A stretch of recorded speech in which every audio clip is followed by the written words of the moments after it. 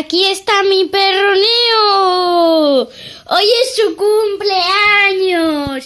¿Veis qué bonito que va con su corona? Tiene las orejas, su cola, sus patas, su nariz. Está muy mono, ¿verdad?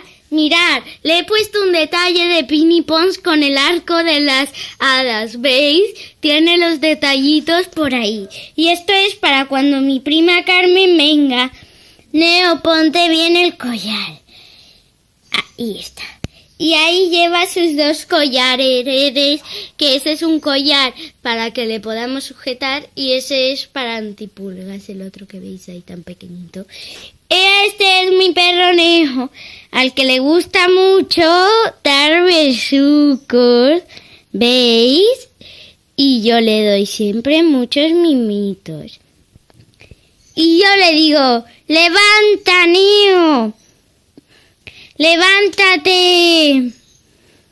Y si no, podéis probar a sacudirle la cama. Bueno, este es mi perro con su arquito.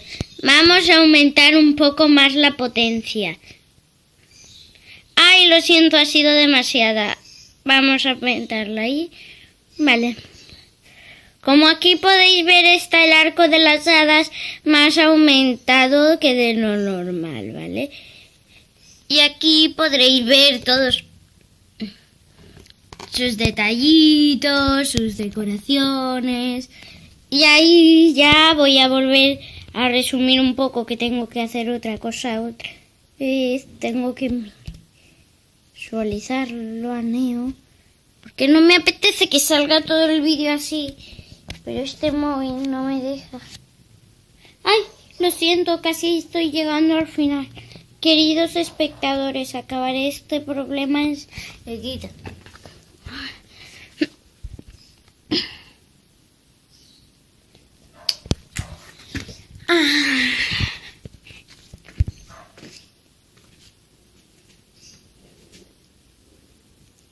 Y aquí podéis verle todo el cuerpo entero.